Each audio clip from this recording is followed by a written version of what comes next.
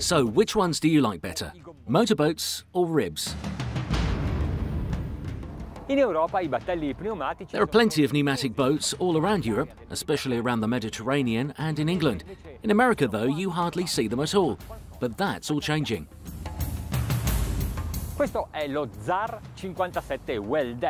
This is the ZAR 57 Welldeck, produced in Italy by Formenti, the boatyard with 35 years of experience.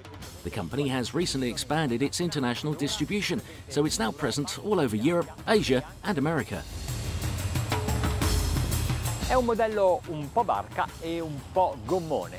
It's a sort of boat and rib mixed together, which wasn't just done for style reasons, even though it was designed in Milan, the design capital. It was done more for reasons of functionality.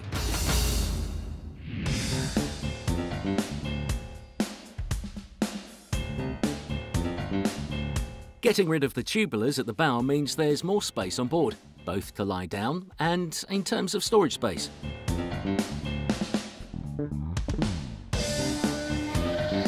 To be honest, the whole deck is different to other boats. For example, the walls are quite high and give a good sense of security to the passengers. In terms of materials and building methods, there are mats stuck on with high-quality isophthalica resin and neopentilico gel coat, so the deck is super shiny and hard-wearing.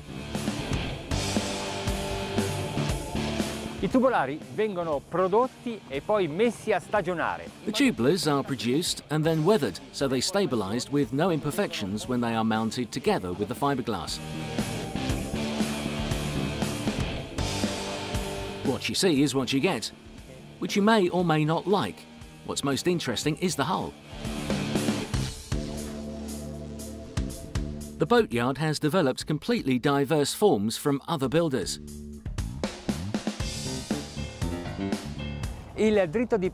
The stem, the keel axis and all of the hull, the entire length is very sharp. So much so that at the stern there is a dead rise of 24 degrees. The large stem curmudgeon allows an anchor windlass to be firmly installed on the load-bearing structures. They've done the right thing, embedding the iron so you can't see it. So you can easily manage the right position. At the bow, there's a nice sun deck, and the storage below is easily accessible, thanks to having its own door which opens up completely. There's a space underneath the central quarterdeck. The console's off-center position gives you more space on the side corridor.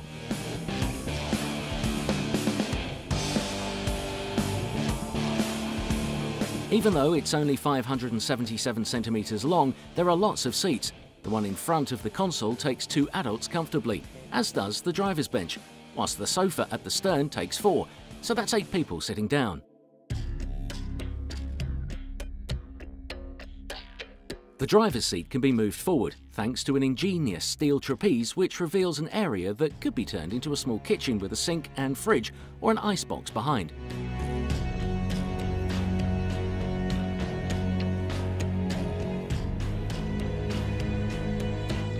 The stern area demonstrates the versatility of the ZAR project. The traditional backrests of the sofa stand out particularly. They can be used as extensions for the sun deck. It's been well thought out, even the design of the cockpit engine, which has this piece holed in the top crown.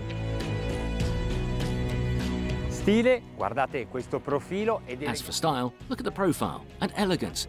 The teak on the deck and gunwales, typically Italian. I'm used to seeing the ZAR on the Côte d'Azur or in Sardinia, or other wonderful touristy places along the Mediterranean, but I never expected to see one under the watchful eye of the Chicago skyscrapers.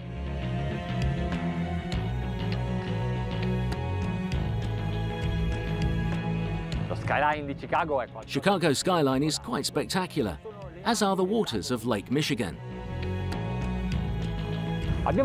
We've got a huge engine, whatever way you look at it, the Mercury 150 horsepower.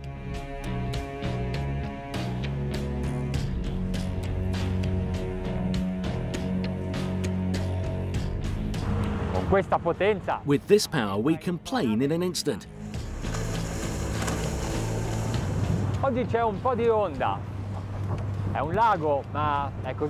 There are a few waves today, and it's such a big lake that you just need a bit of wind to get going. Then it's blowing from the north and the waves can be as high as 3 meters when it reaches Chicago. The hull of the boat is so razor sharp, especially at the stem, that it feels like you're rolling on a long rail track. I never need to adjust the steering wheel. It goes happily along by itself. We're doing 3,000 revs a minute, 19 knots, and it's so nice to be cruising on the lake.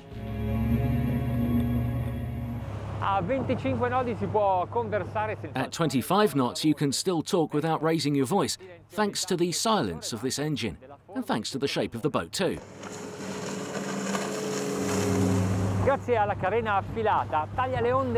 Thanks to this sharpness, the boat cuts through the waves like a blade, which means sailing is very comfortable, because the bow doesn't bang down or bounce.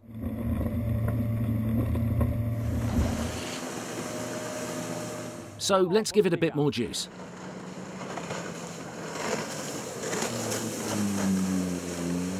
We're now going 30 knots, so let's try turning. The tubular sits nicely on the surface, keeps the wake in check, stops there being too much lean. It's very comfortable. I get the impression, though, that even this boat isn't so impressed with this speed. So let's wake it up. Okay. Right, now I can hear it sing a little better, and I like it a lot more. Little bit of trim, and here we are at 4,500 revs. Okay, we're over 30 knots. Let's see if it's any better with a bit of trim. Check the speed, 33 knots.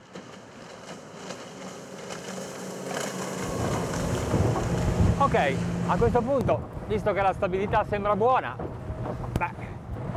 Okay, so at this point, seeing as stability is good, well, we just have to go full speed, right? Su il trim. Accelerator down, trim up, and watch the speedometer.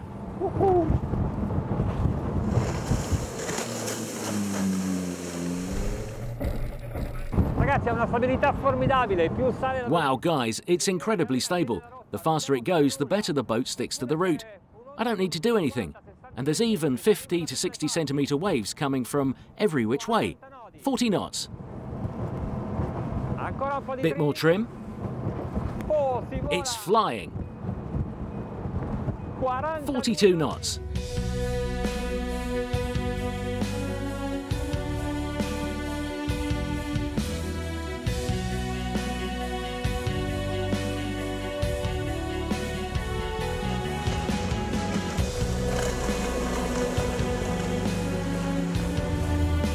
Francamente credevo che fosse eccessiva questa motorizzazione. Well, to be honest, I thought this engine was going to be a bit much for the ZAR 57 Welldeck, but I was wrong. It really holds to the maximum speed no problem, and safely too.